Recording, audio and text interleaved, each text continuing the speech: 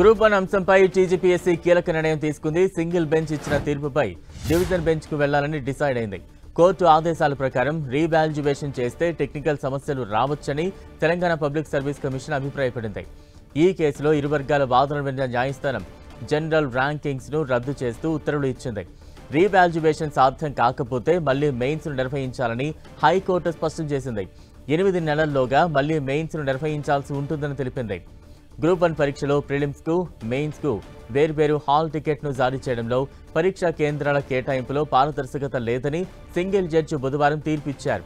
పరీక్షల నిర్వహణలో పారదర్శకతను సమగ్రతను కొనసాగించలేదని, పక్షపాతంతో వ్యవహరించినట్లుగా కనిపిస్తోందని, కమిషన్ తన సొంత నియమ నిబంధనలను సైతం ఉల్లంఘించిందని అందులో పేర్కొన్నారు.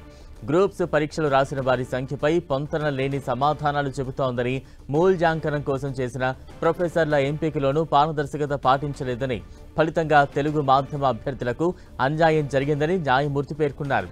గ్రూప్ 1 మెయిన్స్ లో జవాబు పత్రాల మూల్యాంకనం, పరీక్షా కేంద్రాల కేటాయింపులో అవకతవకలు, తెలుగు మాధ్యమంలో జవాబులు రాసిన వారికి అన్యాయం జరిగిందంటూ పలువురు అభ్యర్థులు కొద్ది రోజుల క్రితం హైకోర్టులో పిటిషన్లు దాఖలు చేశారు.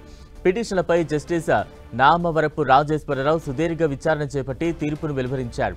ఆన్సర్ పేపర్లు దిద్దిన వారిలో ఎక్కువ మందికి తెలంగాణ చరిత్రపై అవగాహన లేదని, దానివల్ల మార్కుల కేటాయింపులో అన్యాయం జరిగిందని పిటిషనర్ల తరపు న్యాయవాదులు వాదనలు వినిపించారు. సబ్జెక్టు నిపుణులతోనూ జవాబు పత్రాల మూల్యాంకనం జరిగిందని తెలంగాణ పబ్లిక్ సర్వీస్ కమిషన్ తరపు న్యాయవాది హైకోర్టుకు తెలిపారు.